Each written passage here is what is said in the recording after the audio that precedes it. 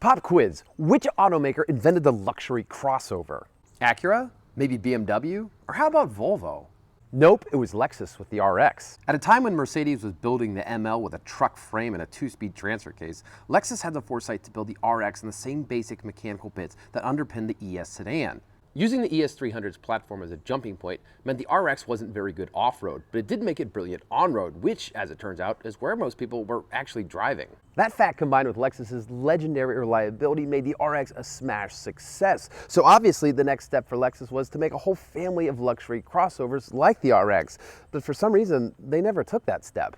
Instead, Lexus soldiered on with the Toyota Land Cruiser-based LX and then introduced the mid-size GX, which was just a slightly smaller Land Cruiser with a Lexus badge. Meanwhile, every other luxury automaker was off and running with the concept Lexus invented with the RX. Then, 20 years later, someone at Lexus came up with a brilliant idea. What if we just made a second crossover? That idea came to life as the NX, and what do you know? It sold like hotcakes. Only this time, Lexus didn't waste any time getting back to the griddle, and this is what they've cooked up, the all-new UX. Lexus's naming strategy isn't exactly self-explanatory, so allow me to fill you in on where the UX fits in. The UX is Lexus's smallest SUV offering, slotting beneath the NX and competing with vehicles like the Mercedes-Benz GLA, the Audi Q3, and the BMW X1.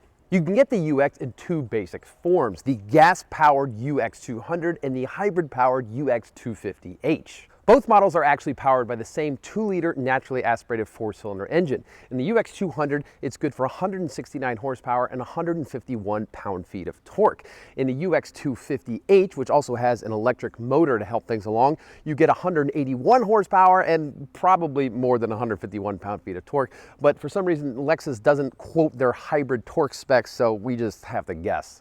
At least for now, the UX200 is front-wheel drive only. The UX250H is exclusively all-wheel drive, but with a twist. The electric motor at the back axle only operates at speeds up to 43 miles per hour. So if you're going faster than that, your UX250H is actually a front-wheel drive vehicle.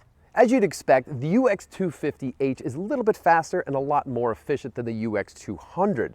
The hybrid model does 0 to 60 in 8.6 seconds and returns 39 miles per gallon in combined driving. The UX200 needs 8.9 seconds to go from 0 to 60 and returns 33 miles per gallon, which is still respectable, just not as good as the hybrid. Now, it should be noted that on the hybrid model, the electric motor at the rear axle cuts off at over 43 miles per hour. So if you're doing highway passing, the gas model is actually a little bit faster because it weighs less. But other than those differences, the UX200 and UX250H are essentially the same vehicles. They both use the same suspension and braking systems.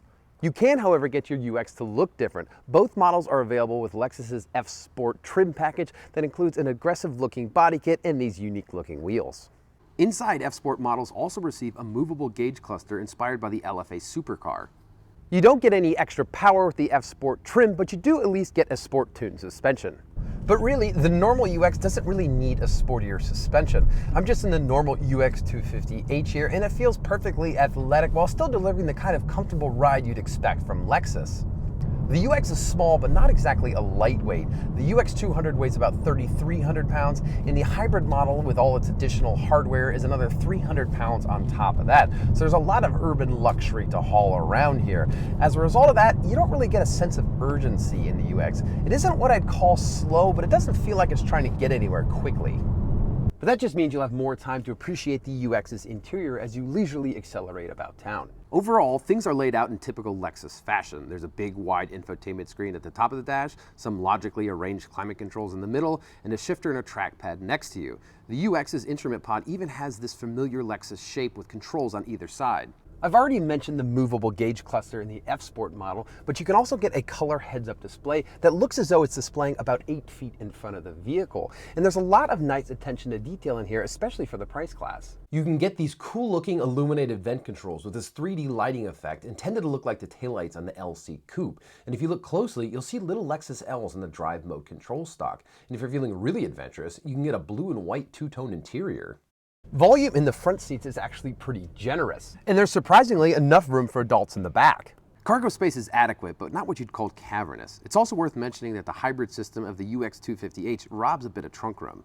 And of course, I'd be remiss if I didn't address the UX's exterior styling. Like all modern Lexuses, this has an aggressive look with sharp angles and this kind of predator face on it, and the UX adds these bold fender flares. I can certainly see why someone wouldn't like the exterior styling of the UX, but I just love the nuttiness of it all. A few years ago, Lexus was making the automotive equivalent of a sensible orthotic shoe, and now they're making high heels with red bottoms. That transformation is just too amazing not to love. Regardless of your opinion of the UX's exterior styling, you should at least be happy with pricing. The UX 200 starts at $33,000, which is right at the heart of the small SUV segment. If you want the hybrid, that's going to cost you $35,000. Now, all of these UXs come pretty well loaded with a lot of standard safety tech and some cool infotainment features like Apple CarPlay and Alexa compatibility.